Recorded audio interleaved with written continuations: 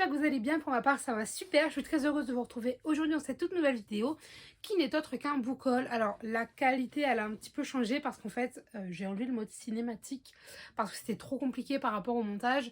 Il reviendra peut-être ultérieurement dans les vidéos, mais pour l'instant on restera comme ça. Donc aujourd'hui, comme je vous le disais, je vous retrouve pour un book haul. Alors il est assez conséquent, mais en soi il n'y a pas beaucoup de... Si, en fait j'ai rien dit, il y a beaucoup de livres neufs, mais vous allez voir que en vrai c'est assez raisonnable dans l'ensemble quand même. On y va de suite. Je vais commencer par deux livres sur lesquels on va aller très rapidement parce que concrètement en fait je les ai achetés parce qu'ils étaient pas si chers que ça. Donc tout d'abord j'ai acheté Edwin peut-être, je ne sais pas, Le Monde des Fae, donc de Charline Rose. Et en fait c'est un livre qui était chez Nouvelle Plume au niveau des éditions. C'est un livre que j'ai eu à... Et en fait ce livre il parle des Fae. Vous ne vous en seriez jamais douté, hein, n'est-ce pas? Et du coup je l'ai pris parce qu'il coûtait 4,50 €. Et vu que je découvre de plus en plus de livres de Fae et que j'aime de plus en plus ça, je me suis dit let's go. Ensuite, du coup, toujours un Oz, j'ai trouvé Amour et autres enchantements, donc de Sarah A. Lane. Donc c'était aux éditions France Loisirs. Et du coup, de quoi ça parle? Je crois que ça parle d'une fille, en fait, tout simplement, qui vit avec sa famille, un peu banalement. Sauf qu'elle va rencontrer un garçon, si je ne dis pas de bêtises, et il doit y avoir une histoire de magie, etc. J'en sais pas vraiment plus. J'ai un peu oublié le résumé, je vous avoue, mais c'est vrai qu'il a l'air super bien. Pareil, je l'ai payé 4,50 €, enfin ça a l'air super bien. Je m'entends, je veux dire, ça a l'air d'être une petite histoire toute détente, etc. Et je me suis dit, autant le prendre, puisque de toute façon, après je le trouverai plus. Je passe assez rapidement sur ces premiers livres, parce que je vous avoue qu'en fait je ne me souviens plus du tout du résumé, parce que c'est tout simplement des livres que j'ai achetés, je crois, je les ai achetés en décembre, et là quand je filme on est mi-janvier, donc j'ai un petit peu oublié, c'est vrai. Mais le prochain dont je vous parle, c'est Les Yeux de Sophie, donc écrit par Jojo Moyes. Jojo Moyes, je ne sais pas comment vous le dites. Ce livre est aux éditions Milady, et de quoi ça parle en fait? On va suivre une jeune fille. Donc, je vais reprendre dans l'ordre. Attendez, de quoi ça parle? Alors, 1916, Sophie veille sur sa famille en zone occupée pendant que son mari se bat sur le front, quand un officier allemand pose les yeux sur le portrait qu'Edouard a fait de son épouse, une dangereuse obsession née qui amènera Sophie à prendre une terrible décision. Un siècle plus tard, à Londres, Liv reçoit ce portrait comme cadeau de mariage avant de perdre l'homme qu'elle aime. Une rencontre pleine de promesses lui permet alors de prendre conscience de la véritable valeur du tableau. À mesure qu'elle découvre le passé trouble du portrait, la vie de Liv est bouleversée une nouvelle fois et il lui semble que son destin est étrangement lié à celui de Sophie. Et du coup, voilà. Ce livre a l'air vraiment bien et en fait, je me suis dit, j'ai vraiment envie de découvrir Jojo Moyes. Jojo Moyes. Moi, je dis Moyes, mais je ne sais pas. Et du coup, franchement, je me suis dit, pourquoi pas commencer par lui parce que j'avais pas trop envie de lire Avant toi. Je crois que c'est Avant toi, après tout. Il me semble que ça doit être quelque chose comme ça. Et j'avais vraiment envie en fait, quand même de découvrir l'autrice. Et du coup, voilà, j'adore. J'ai très hâte de le découvrir. Toujours un Oz. Et alors ça, j'étais très contente de les trouver. Même si, en fait, je suis un peu déçue que ce soit aux éditions France Loisirs. Je me suis dit, c'est pas grave. Puisque j'ai trouvé Elia Passeuse d'âme. Donc le tome 1 et 3. Oui, il n'y avait plus le tome 2. Alors, ils sont un tout petit peu abîmés. Je ne sais pas si vous arriverez à voir grand chose. Peut-être. Mais en soi, ça va. Genre, le dos est pas entièrement cassé. Et donc, comme je vous le disais, du coup, j'ai le tome 1, donc il y a La Passeuse d'âme. Donc voilà, donc c'est aux éditions France Loisirs. Et j'ai le tome 3 qui s'appelle Saison chaude. Hop. Et en fait, c'est des livres dont j'avais très vaguement entendu parler. J'ai lu le résumé, ça avait l'air super bien. Je me suis dit, là, il valait, je crois, 4,50 unités, quelque chose comme ça, au lieu de presque 17 €. Donc j'ai dit allez on fonce et on verra bien. Donc je vais vous lire le résumé parce que je vous avoue que à part le fait qu'elle va devenir passeuse d'âme, je crois, je ne me souviens plus de grand chose. Les prophéties ne s'accomplissent que si quelqu'un a le courage de les réaliser. Elia est une passeuse d'âme, un être sans émotion. Elle doit exécuter ceux qui sont devenus un poids pour la société, vieux, malades, opposants, etc. Mais un jour, elle ne parvient plus à obéir aux ordres et s'enfuit dans la région la plus déshéritée du pays, là où les passeurs d'âmes sont considérés comme les pires ennemis. Au plus profond d'immenses mines à ciel ouvert, Elia découvrira, telle une pépite, une destinée qui la dépasse. Et du coup, voilà, donc il me manquerait que le tome 2. Alors, le tome 2, je pense qu'il sera acheté aux éditions Pocket Jeunesse, puisque c'est là-bas qu'ils sont édités normalement. Mais au moins, j'ai ces deux tomes-là, et puis on verra bien. Et c'est écrit, d'ailleurs, je ne vous l'ai pas dit, par Marie Vareille. ensuite, j'ai commencé une nouvelle collection puisque pour ceux qui savent, pour ceux qui suivent en fait la chaîne depuis un certain temps, j'ai pas mal de collections en cours telles que, enfin en cours, je les ai arrêtées d'ailleurs depuis, les Jules Verne, les euh, mythes et légendes, je ne sais plus le nom précis. Enfin voilà, vous voyez ce genre de collection. Et là j'en ai commencé une nouvelle parce que les autres je les ai arrêtées parce que les titres ne m'intéressaient plus, hein, tout simplement. Et là, du coup, je vous présente Sherlock Holmes, le chien des Baskerville pour le premier. Et du coup, c'est écrit par Arthur Conan Doyle. Et je l'ai commencé. J'ai lu 80 pages, donc ce qui est quand même... Pour l'instant, je n'ai lu aucun des livres que j'ai achetés dans les collections. Et celui-là, quand je l'ai acheté, j'avais vraiment, vraiment envie de le lire. En plus de ça, c'est un super bel objet livre. Et je me suis dit, allez-y, enfin, allons-y, soyons fous, j'y vais. Et en fait, je l'ai commencé. Et je me suis rendu compte que c'était vraiment bien. C'est-à-dire que j'avais peur parce que Sherlock Holmes c'est très enquête, etc. Et moi c'est pas du tout mon style, c'est pas du tout mon genre. Sauf que en fait ce livre il est vraiment bien et du coup j'ai essayé de faire la collection. Et je l'ai arrêté pour des raisons qui étaient tout simplement que j'ai repris les cours. Et du coup j'ai repris des audiobooks, etc. pour le bus et je n'ai plus vraiment lu. C'est pas l'envie qui m'en manque, hein, mais en fait voilà, j'ai eu envie d'autre chose tout simplement. Mais ça je vous le dirai juste après, donc vraiment comme je vous le dis c'est un bel objet livre. Et du coup je suis très contente. Donc de quoi ça parle? Bah, en gros on va suivre Sherlock Holmes.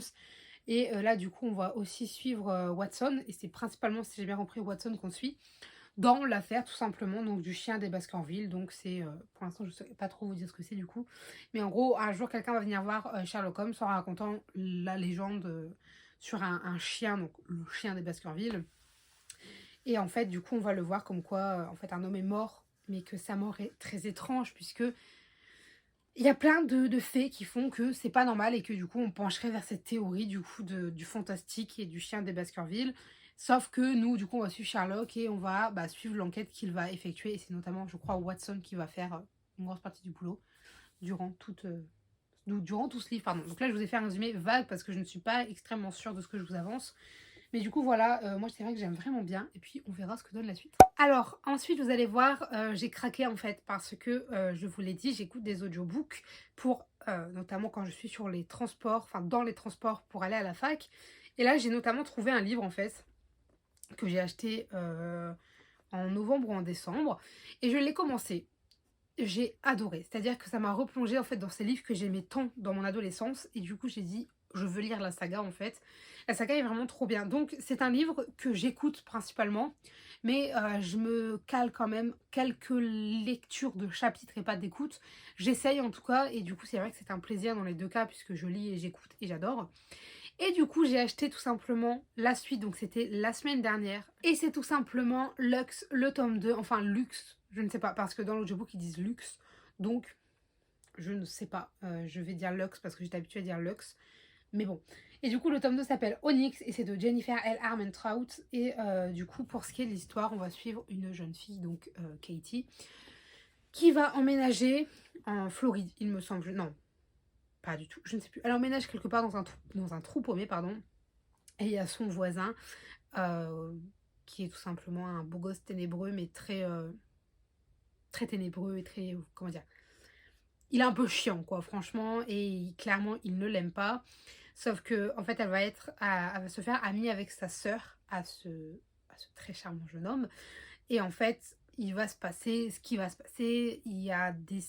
Ouh là là, ce résumé est pourri. Pardon. Et en fait, enfin voilà, elle va découvrir qu'ils sont quand même un peu bizarres et qu'il y a quelque chose qui cloche. Et du coup, nous, on va vouloir savoir ce que c'est. C'est clairement de la romance. Ça commence de l'enemies to lover, ça c'est sûr. C'est du fantastique. Et voire même un peu de fantasy, je dirais. Non, je sais pas, peut-être. Fantastique, on va rester sur du fantastique. Et c'est vraiment bien. Si vous aimez le style Twilight, moi j'ai revécu Twilight à travers une autre histoire. Et c'est pas le même genre, on va dire. C'est pas vampire, voilà, je vous le dis tout de suite. Et franchement, c'est trop bien. Et j'adore, j'adore, j'adore. Du coup, le résumé, c'est ça, c'est que on va la suivre, on va y avoir, comme je le dis, un peu cette romance. Et en même temps, on va essayer de découvrir pourquoi ils sont si bizarres, pourquoi Damon déteste autant Katie. Et enfin voilà, il y a plein de choses et moi j'ai adoré ce livre. Le tome 1 était juste génial. Et c'est pour ça d'ailleurs que j'ai acheté le tome 2 parce que quand j'étais dans la lecture du tome 1, je me suis dit que j'allais enchaîner sur le tome 2 et bah pas manquer puisque du coup il est en pleine lecture, c'est ma lecture en cours. Voilà, donc j'ai très hâte de savoir de quoi va retourner la suite parce que ça a l'air trop bien. Avant-hier, du coup, j'étais plongée dans la lecture du tome 2. Je me suis écoutée et lu la moitié en une journée. Du coup, je me suis dit, bon, on va assurer le coup et on va précommander, enfin pas précommander, pardon, on va commander le tome 3. Du coup, il est là, donc c'est Opale, toujours de Jennifer L. Armentrout aux éditions J'ai lu. Et du coup, franchement, ces livres, ils sont...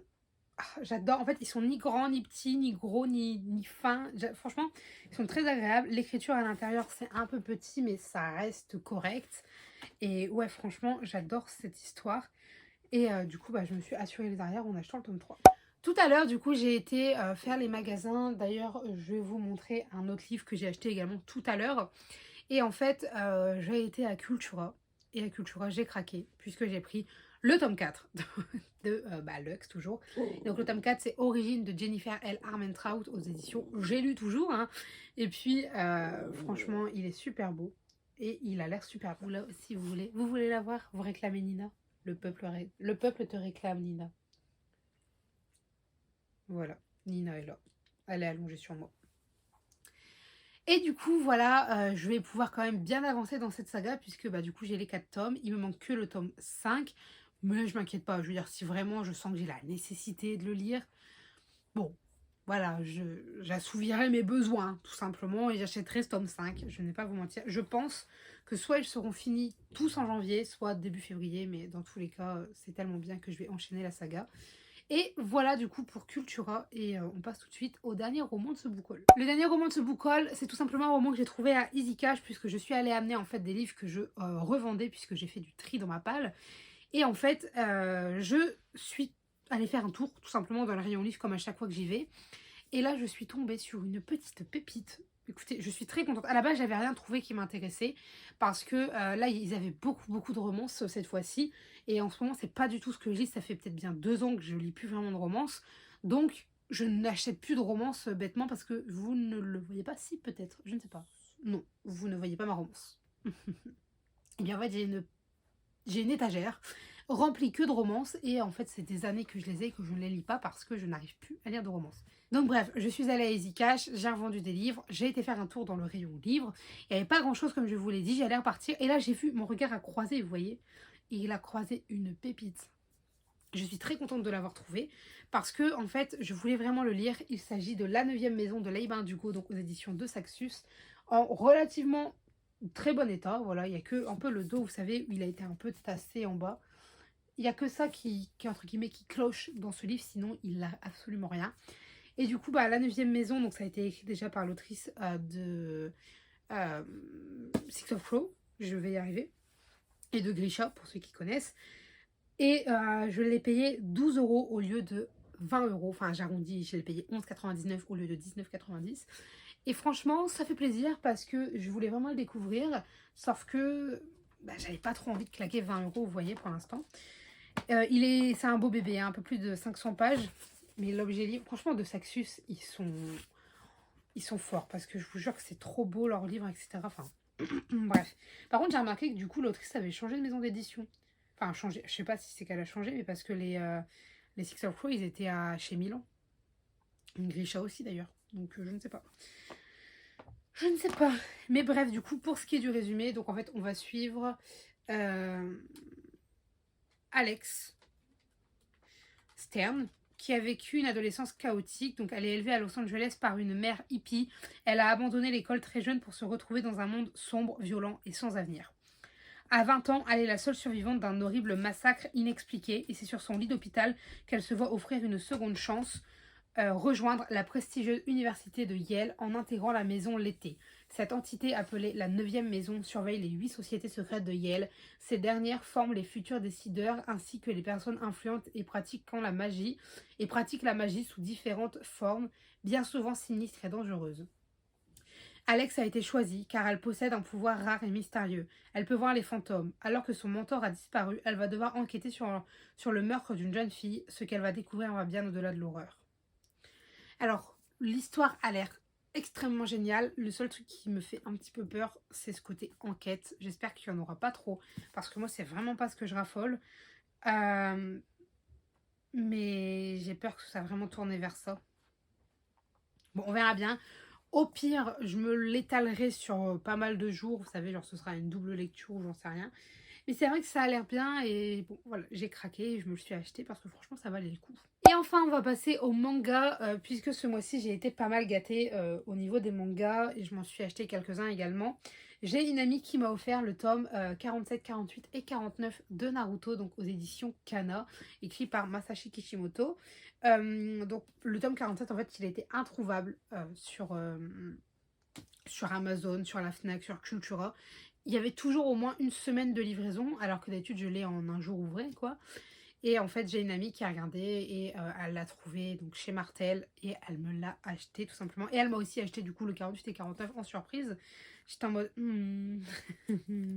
tu abuses, mais bon, merci beaucoup. Et du coup, si tu passes par là, je te remercie parce que franchement, ça m'a sauvé la vie. Parce que tome 47, quoi. Enfin, ceux qui ont vu l'animé, vous savez ce que signifie cette couverture. Il faut savoir que l'arc Pain, c'est mon arc préféré dans Naruto. Donc très contente de l'avoir. Et très contente de enfin pouvoir le lire, puisque en fait je suis arrêtée au tome 46, 45, je ne sais plus. Parce que en fait je me suis lancée, j'ai dû enchaîner sincèrement une dizaine de tomes de Naruto. Et les cours ont repris et du coup ça a un peu cassé ma lecture. Mais c'est pas grave puisque ce sera lu très rapidement. Ensuite, de mon côté, je me suis acheté le tome 50, 51 et 52, donc toujours des Naruto, parce que tout simplement, je pensais vraiment enchaîner, comme je vous l'ai dit, mais finalement, ça n'a pas été le cas. J'ai acheté celui-là dans mon magasin Intermarché, puisqu'il y était, donc je l'ai pris. Et puis ces deux-là, je les ai achetés à Martel. Voilà. Du coup, bah, ça fait que j'ai quand même jusqu'au tome 52 à lire. Bon, il me reste même pas 10 tomes à lire, mais au moins, j'en ai quand même encore un petit peu pour prévoir le coup. Et enfin, le tout dernier livre de ce book haul, en fait, c'est tout simplement My Hero Academia, donc le tome 14 donc, de Kohei Horikoshi, aux éditions Kyun. Donc c'est un shonen. Et pourquoi je l'ai acheté? Parce que quand j'ai été chez Bulle en stock à Amiens, tout simplement, il y avait une offre. Si tu achetais un manga d'une saga particulière, c'est-à-dire que tu avais plusieurs sagas au choix. Tu avais ça, tu avais, je crois, Jujutsu Kaisen. Je ne suis absolument pas sûre. Hein. Moi, j'ai juste repéré ceux qui m'intéressaient, voyez-vous. Et du coup, en fait, tu avais un marque-page offert. Et du coup, moi, j'ai pris celui-ci qui était trop belle. Il y avait aussi les Pussycats. Il me semble que c'est comme ça qu'ils s'appellent. Je ne suis plus sûre. Du coup, j'ai dit, bon, bah, allez, continuons. Et puis, en fait, j'ai acheté tout simplement le tome 17 puisque cette année, j'ai pour objectif... Ouais, il est abîmé. Waouh, j'avais pas vu ça. J'espère que c'est pas là-bas et que c'est... J'espère que c'est moi qui l'ai abîmé, quoi. Et que je n'ai pas acheté abîmé. Je vais essayer de vous montrer, attendez. Est-ce que vous allez le voir, là où c'est abîmé? Ouais, je crois que vous le voyez. C'est au niveau de la main. Mais bref, c'est pas grave, c'est à l'intérieur. Enfin, si c'est grave, mais c'est pas grave. On va dire que c'est pas grave. Du coup, oui, cette année, je me suis mis un objectif. D'ailleurs, je vais filmer la vidéo objectif juste après, je pense, de l'année. Et puis, en fait, mon objectif, c'est tout simplement de lire jusqu'au tome 20 de My Hero Academia, puisque j'aimerais vraiment avancer dans cette saga.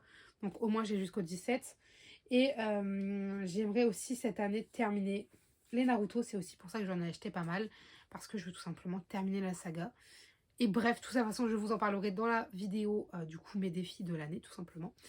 Et j'en ai terminé pour ce book haul. J'espère que la vidéo vous aura plu. Si jamais vous avez des avis, des remarques, des conseils, des suggestions ou toute autre chose à me dire, n'hésitez pas à le faire dans l'espace commentaire puisqu'il est fait pour ça. Sur ce, je vous dis à très bientôt. Allez, bye mes lecteurs. Tu dis au revoir Nina. Au revoir les lecteurs. Je t'aime. Yeah, you were right this time, you were right this time. Take a look around, look what you did last night. What you did last night, never heard a sound. Yeah, I know that you told me one day you'd show that you were right this time, you were right this time.